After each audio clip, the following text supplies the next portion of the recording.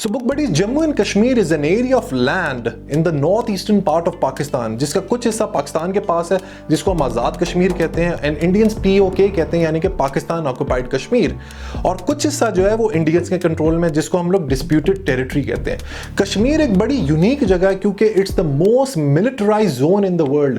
किसी एक particular area में इतनी ज्यादा फौज कहीं भी तैनात नहीं है, जिसकी तादाद है 7 लाख। पाकिस्तान की जो टोटल आर्मी का साइज है दैट्स अराउंड 750,000। तो you can very well imagine कि एक पर्टिकुलर एरिया में 7 लाख इंडियन फौजी तैनात हैं। इसकी कोई ना कोई रीजन है, कोई ना कोई लॉजिक है। तो इस लॉजिक को जानने के लिए मैं आपको लेके चलता हूं in the year of partition, यानी कि 1947। और सूरत हाल ये है कि इन वर्ल्ड वॉर 2 ब्रिटिशर्स का बहुत नुकसान हुआ, ठीक है, बहुत माली नुकसान हुआ।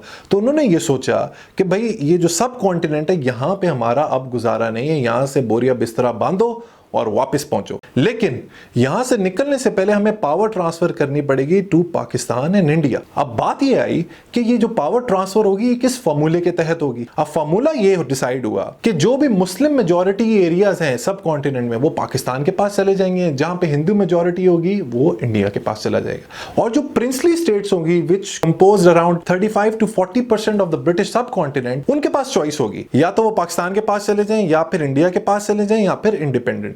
तो ये जो पूरा फॉर्मूला हुआ, ये जो पूरी बाउंड्री लाइन डिजाइन हुई, ये की थी सर सिरिल रेडक्लिफ ने, जिनको आप अभी स्क्रीन पे देख रहे हैं। अब Kashmir was a princely state, और बड़ी यूनिक प्रिंसली स्टेट थी वो इसलिए क्योंकि जो कश्मीर की जो पॉपुलेशन थी तकरीबन 80 to 85% दैट वाज मुस्लिम, लेकिन उसका जो राजा था ये जनाब राजा हरि सिंह, वो थे हिंदू। अब he was in a fix ये था कि neither he wanted to go to India, वो इस वजह से कि नेहरू चाहते थे कि कश्मीर हमारे पास आ जाए, और नेहरू के ताल्लुकात शेख अब्दुल्ला से बहुत करीब थे जो कश्मीर के बहुत ही जाने माने पॉलिटिशियन थे। तो राजा हरि सिंह ने सोचा कि अगर मैं इंडिया के साथ चला गया तो शेख अब्दुल्ला जवाहरलाल नेहरू से बहुत करीब है, तो पावर मेरे से छिन जाएगी। सो ही वॉज इनसिक्योर। पाकिस्तान के पास वो इसलिए नहीं आना चाहते थे क्योंकि वो खुद हिंदू थे। So he signed a standstill agreement with Pakistan, which means कि हम आपके पास भी नहीं आएंगे, और इंडिया के साथ भी उन्होंने स्टैंड स्टिल एग्रीमेंट, इंडियंस ने साइन नहीं किया, पाकिस्तान ने साइन कर दिया, लेकिन उन्होंने कहा कि ना हम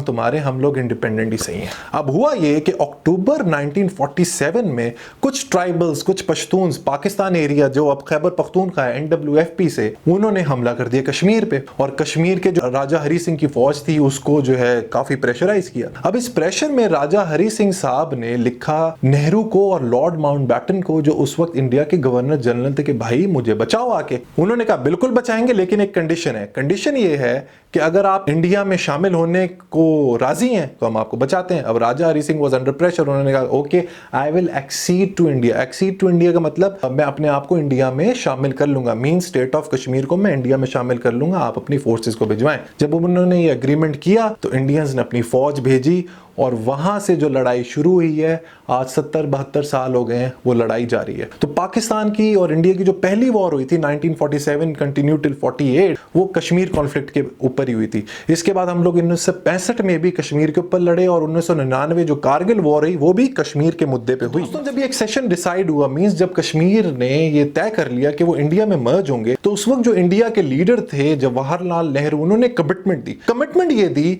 कि कश्मीर का जो फ्यूचर है, कश्मीर की जो डेस्टिनी है, वो उसके लोग तय करेंगे।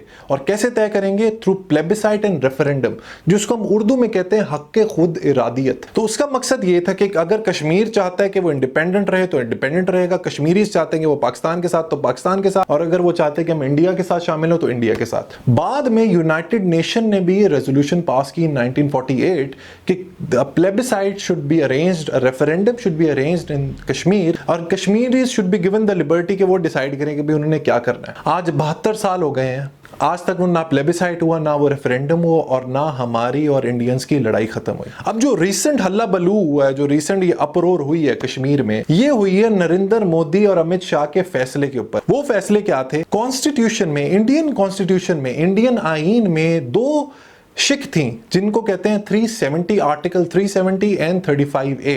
अब आर्टिकल 370 क्या है जो रिपील हुआ है, जो खत्म किया है, वो ये था कि एक्सेप्ट फॉर 3 डिपार्टमेंट्स, ठीक है, सिवाय 3 डिपार्टमेंट, जो कौन से? Defence, external affairs and communication. इसके अलावा कश्मीरी गवर्नमेंट अपना सारा करता धरता खुद डिसाइड करेगी।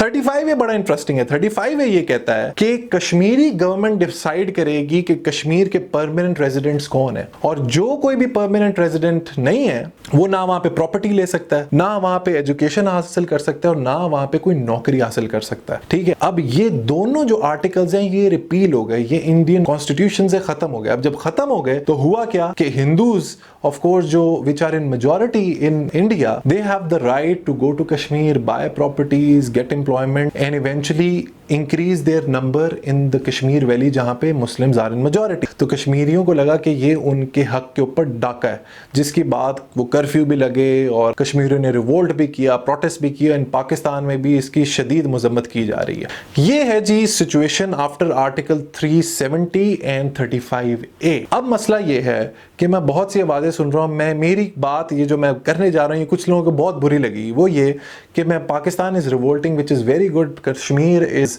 Very close to our heart. लेकिन जब मैं ये नारे सुनता हूं ना, कश्मीर बनेगा पाकिस्तान, तो मैं फिर थोड़ा सा घबरा जाता हूं। अगर हमने कश्मीरियों को जाली दवाएं देनी है, अगर हमने कश्मीरियों के बच्चों को एजुकेशन नहीं देनी, अगर हमने कश्मीरियों के बच्चों को ये कराची जैसा कूड़ा करकट देना है, अगर हमने कश्मीरी लोगों को अनइक्वल अपॉर्चुनिटीज देनी है, तो फिर क्या फायदा उनको पाकिस्तान में शामिल करने का? फिर तो उनको इंडिपेंडेंट होने दें। And that's what the Kashmiris want. I have many Kashmiri friends, और कश्मीरीज एक्चुअली अगर प्लेबिसाइड वहां पे होता है, रेफरेंडम होता है, तो there are bright chances that they might want to be independent. But for us we really respect Kashmir as a nation. हम लोग चाहते हैं कि कश्मीरीज पाकिस्तान में शामिल हों, लेकिन हम लोग उनको इक्वल रिस्पेक्ट दें, उनको उतना ही मर्तबा दें जितना पाकिस्तानियों को देते हैं। So that's what the story of Kashmir is. अब ये कहानी कहां जाती है, नरेंद्र मोदी साहब कहां लेके जाते हैं, इमरान खान साहब कहां लेके जाते हैं, we don't no.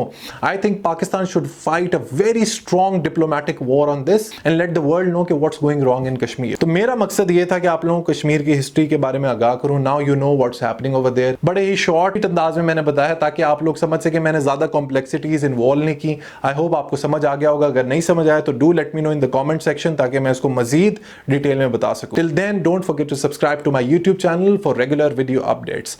Let's read Pakistan.